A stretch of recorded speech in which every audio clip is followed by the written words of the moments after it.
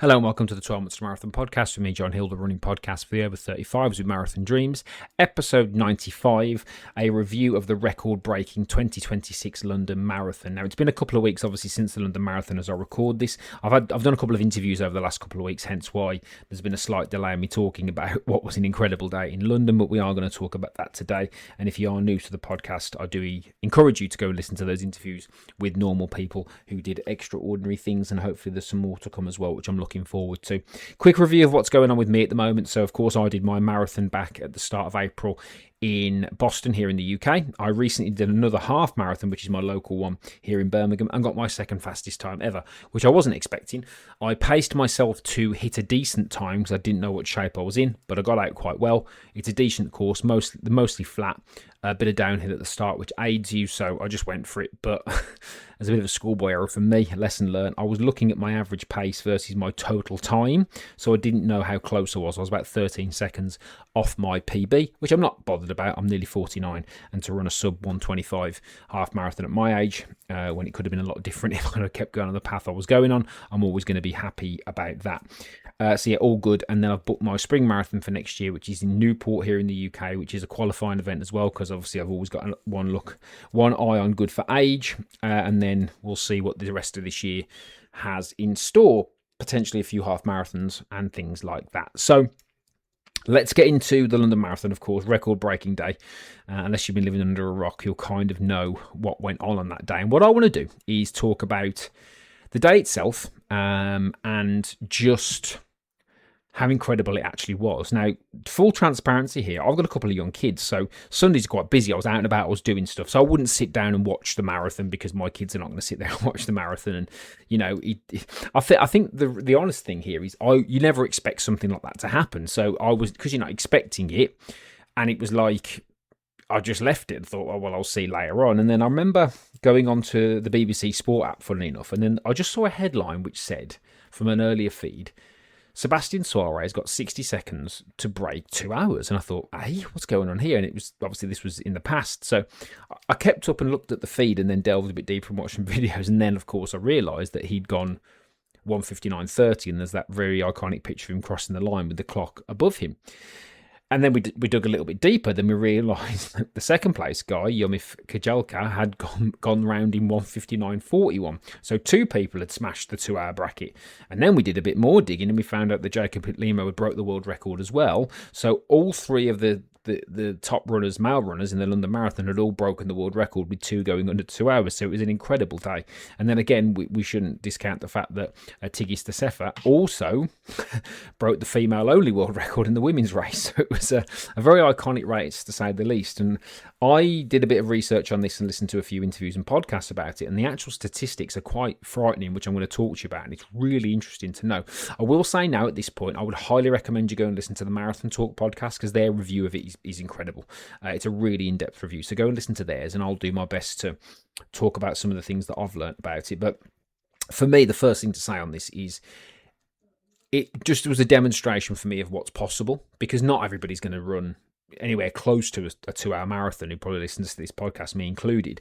But what it does, first and foremost, guys, is remind us of what's possible and to question limiting beliefs, because nobody ever thought this would be possible in this controlled environment. Of course, Kipchoge did it in Vienna, but that was a controlled environment with paces and so on. This was in an event that actually, quote unquote, is registered as a world record. So it's amazing, and it's worth us all questioning sometimes limiting beliefs that we have, because that's the message we can all take.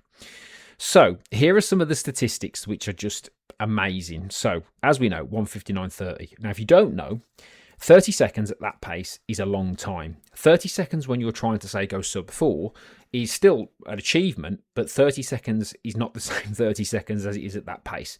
So the increments are a lot harder to achieve. Like when Kevin Kiptum did 2 hours and 35 seconds, people would have said, well, why didn't you just shave the extra 36 seconds off? 36 seconds is a long time at that pace, and you have to remember that. Now, Sabastian Sawe, here are the numbers. He did a negative split, which is incredible. So his second half was 59:01. Now, I don't know this. I heard it on a podcast, but forgive me, I can't remember it. That ranks relatively highly in the list of all-time fastest half marathons, and he did it in the second half of a marathon. Now, his current half marathon best is 58 minutes, right? So his current half marathon best is 58 minutes. So he was like a minute slower than his half marathon best in half marathon only when he was doing it as part of a marathon. It's frightening. The one thing that I loved was the fact that his half marathon time in the second half of a marathon is faster than Conor Mance's current American record, which is 59:17. Yeah.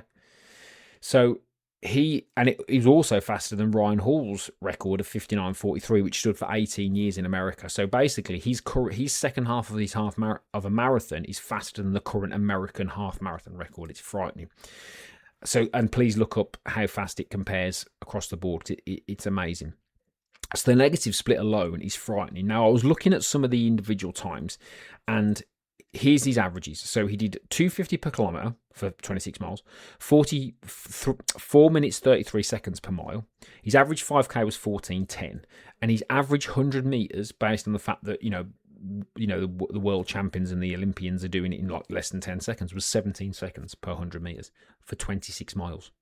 He sped up, which is incredible. So his 5K time between 30 and 35K was 13:54, and then his 5K time between 35 and 40K was 13:42. He did mile 24 at 4 minutes and 12 seconds, which is something like a 2.5 minute K. It's ridiculous. So it's frightening. And as I said, his current half marathon PB is 58:05, and he ran less than a minute slower than that in the second half of a marathon. So it's just ridiculous numbers. And again, London is not typically the sort of course where world records fall. It's normally Berlin or Chicago, places like that. So it's just phenomenal. So an absolutely phenomenal achievement to all the people that did it, including the guys who, I say unfortunately, but don't really get as remembered as much because they finished second and third. Particularly Kajal, I think it was his marathon debut as well, and he goes under 2. And then, of course, Kiplimo breaks the world record and finishes third. So it's just insane. So obviously, that's the most talked about thing. So the message I want to reiterate is, always question what's possible. That's the most important message, I think, because that's what this proves. Then after that, there is the questions that get asked. And the reason why a lot of the questions get asked, and I'm not an expert on this, but I'll just give you some of the stuff that I know. So a lot of questions have been asked, particularly because Sabastian Sawe is Kenyan, and a lot of Kenyans, about 300 in the last 10 years or so, have been punished for using banned substances. I think there was something like 25 athletes, Kenyans, alone in 2025 were punished for using banned substances. So there's been a lot in ratio to the number of Kenyan runners that there are. So that's why this was brought to the table and questioned. Now, if you listen to the Marathon Talk podcast, they go into a bit more depth on this. They have a lot more expertise than me, but I think there were some interesting things on there, particularly about Adidas, who paid the IAU, who are the people who do the drug tests, to make sure that he was tested thoroughly before Berlin, I think it was last year, to make sure that he was tested thoroughly to eliminate any risks or any accusation or anything like that or any problems. So the first thing to say is it's right for us to ethically question things sometimes at that level, just because, unfortunately, of history. Now, there's a couple of things that will stand in his favour. So that if you look at the top 3 athletes, they were all from different countries, and they've all got different coaches. So that's a positive in the sense of if they all from the same country with the same coach, then that suspicion would be a little bit higher. But that's not to say that anything's awry here. It's just to say that's healthy skepticism, to say, okay, we should perhaps question this a little bit at that level and see what comes of it, in the sense of if there are any tests or whatever. Not to accuse anybody, not to any of that, but that's where a lot of the questions came from because of the history and the actual data, right?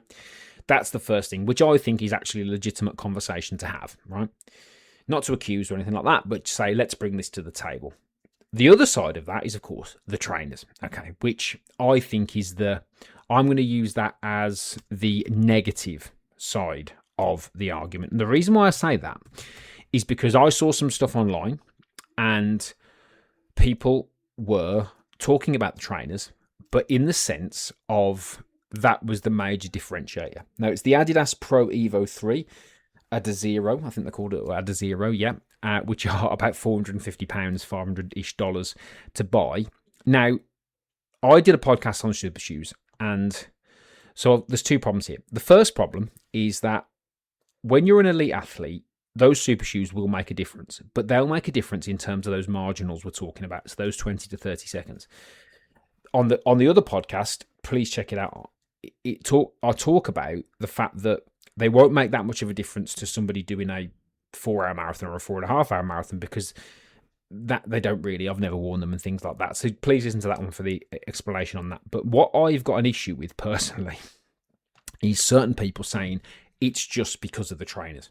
Now, if someone had gone from 2.5 hours to sub 2 or 2:15 to sub 2, that's a big jump, and that would raise suspicions. But because the margins are so tight, the trainers will give an extra bit, but it's... I've got to be careful here. I don't like the criticism from people who aren't in the same place. That makes sense. Because it's not the elite athletes who are criticising each other for wearing trainers. It's people who don't run that fast or anywhere near that fast. So I don't understand why that's an issue for you. Because if you look at when Sabastian Sawe was asked after the marathon what his secret is, he said mileage, which I absolutely love because I'm from a fitness background. It's like when somebody loses a load of weight and someone says, what's your secret? And they say, well, I've just counted calories and moved around a bit. You know, it's the same thing. If somebody says, what's your secret when you ran a marathon? Well, I trained. I ran enough to make sure I was comfortable. Or when somebody runs fast, it's like, well, how did you run fast? Well, I ran faster. I trained to run faster. So what we've got to understand is that I think it's okay to be skeptical, like I just said about the doping stuff. That's absolutely fine to bring that to the table and say, well, let's have some skepticism here, which is okay, not to accuse, but skepticism. But where I saw the trainers go is just like carte blanche, it's just the trainers. Trainers are the AI. A comment I saw was trainers are the AI of running. And this is from people who aren't running at that level. So what's your problem? That's the question I ask anybody who would criticise elite athletes for the trainers they wear. What's your problem exactly? How is that stopping you from achieving your best? Because I ran my sub-3 marathon at 45 in a decent pair of trainers. They were Nike Epic React 2 flying. It's good trainers, but you wouldn't necessarily put them in a list of here's how to run a sub-3 marathon. I ran my second fastest half marathon in a pair of Pegasus 42 Zoom X Pegasus Plus, which are good running trainers, but they're not anywhere near the bracket of what we're talking about here. So my issue is with everybody, don't go on the attack. Just be curious. There's a difference between having skepticism and going on the attack. So I think the two sides of the argument, potentially where people are being skeptical, is it's right to be skeptical in the first half just because of data, history and statistics. But in the second half, to say it's just because of the trainers, I think highlights people's scarcity mindset and highlights where people are limited, because they will say, he's only doing that because of the trainers. That's how it comes across. Well, what can you do? What can you achieve in your life? Why don't you focus on yourself instead of going on the attack?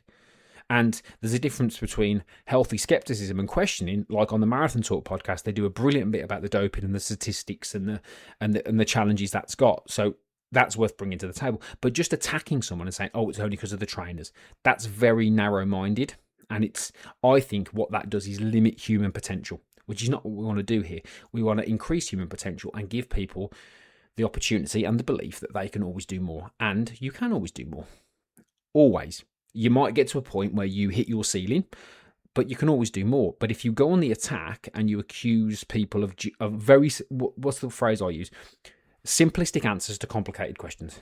Because there's a whole thing that goes on here with elite athletes. It's not just because of the trainers. That's to push them over the edge. It's not to create the foundation. And what people do is they look for the easy answer instead of, well, if I do everything and then get the trainers, what could I achieve? But most people don't need the trainers. But they're attacking the wrong problem. Of course, people are entitled to their opinion, but as I say, everybody's entitled to their opinion. Everybody else is entitled to call that opinion questionable. I'll use that word for now. So what an amazing achievement. Let's celebrate it. Let's look at all the positives. Let's, celebrate running and how it's brought us all together, the running boom, the numbers, and everything that's involved here. It's all fantastic. Yes, let's be sometimes question things if we need to in a proper and ethical way.